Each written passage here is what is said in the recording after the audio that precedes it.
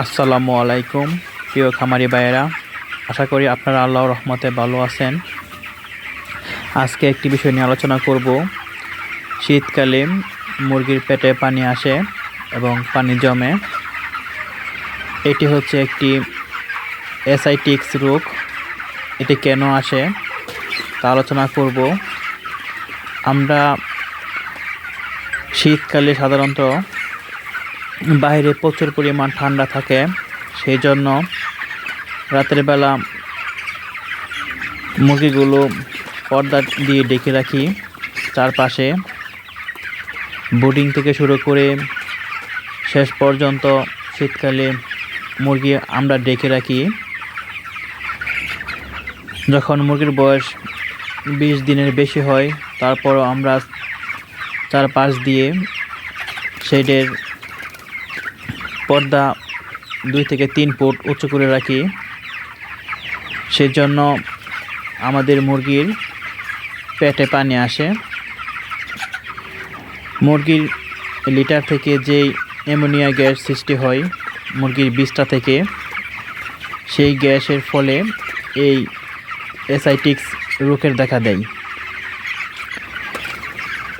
শীতকালে অক্সিজেনের পরিমাণ খুব কমে যায় এবং চারপাশ আমরা পর্দা দিয়ে ঢেকে রাখি, সেই জন্য এই সমস্যাটা সবচেয়ে বেশি হয়ে থাকে শীতকালে।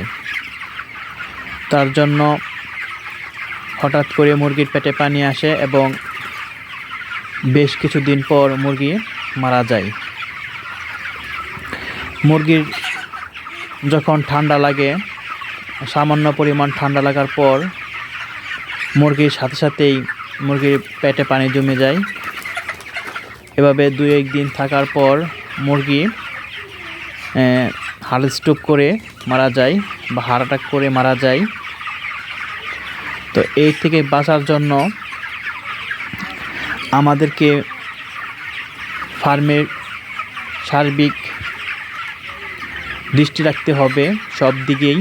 বিশেষ করে মুরগির যে লিটার বা বিছানা রয়েছে সেটা সবসময় পরিষ্কার রাখতে হবে, যাতে অ্যামোনিয়া গ্যাস তৈরি না হয়। আর এটার চিকিৎসা হচ্ছে, সবচেয়ে ভালো চিকিৎসা হচ্ছে একজন ভালো ভেটেরিনারি ডক্টরের পরামর্শ নেবেন।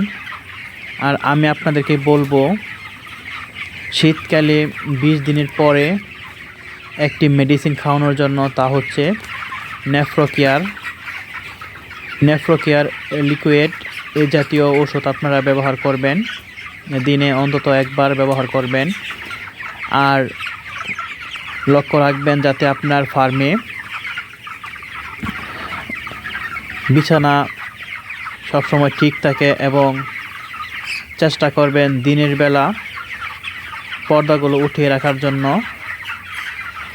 শীতে মুরগি মারা যায় না, মুরগি মারা যায় এই অ্যামোনিয়া গ্যাস তৈরি হয়ে এবং ঠান্ডা লাগার পর। সেদিকে লক্ষ্য রাখবেন।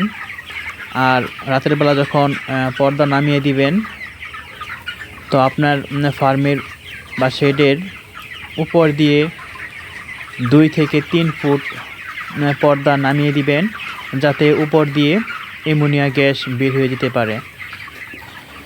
আশা করি আপনারা বুঝতে পেরেছেন।